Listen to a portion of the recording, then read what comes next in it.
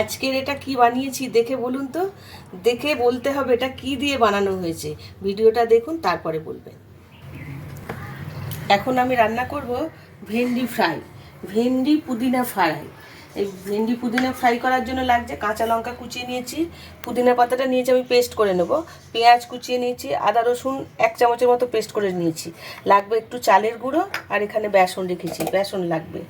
আমি ভেন্ডিটা কেটে নেব। ভেন্ডিটা কীভাবে কেটে দেখো, গোটা গোটা আছে, এই ভেন্ডিটাকে আমি এই গোটা অবস্থায় এইভাবে কেটে নেব।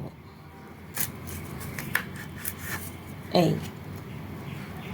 4 ভাগ করে নেব, নিয়ে রেখে দেবো।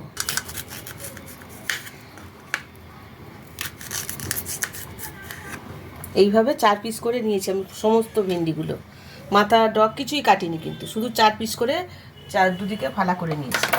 এখন আমি পুদিনা পাতাটাকে বেটে নিয়ে আসি।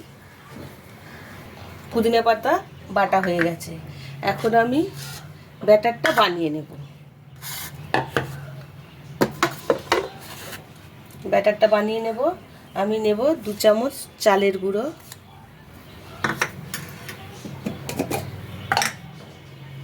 নেব বেসন, নেব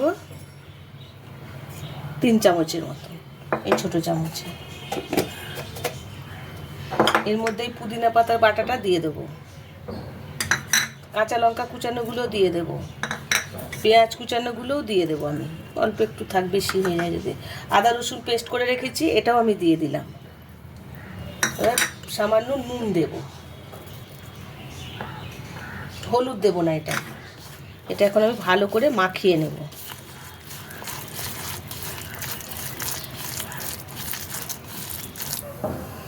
ভেন্ডিগুলো এখন তেলটা গরম হয়ে গেছে, কড়াইতে আমি তেল দিয়ে দিয়েছি।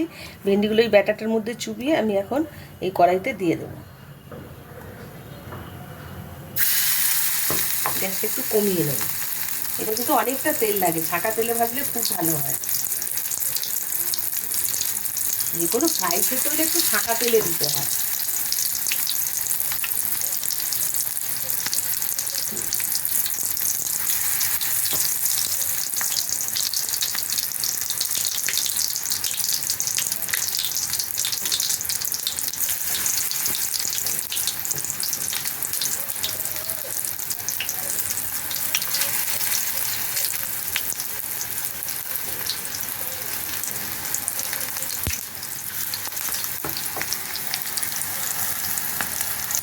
রেডি হয়ে গেছে ভেন্ডি ফ্রাই, আমি এখন একে একে তুলে নেব।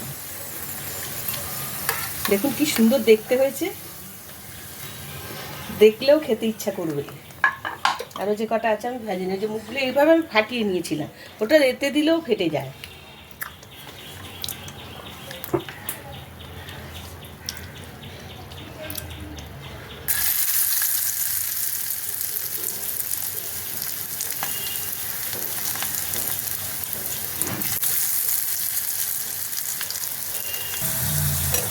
রেডি হয়ে গেছে সমস্ত ভেন্ডি ফ্রাইগুলো, আমি তুলে নিলাম।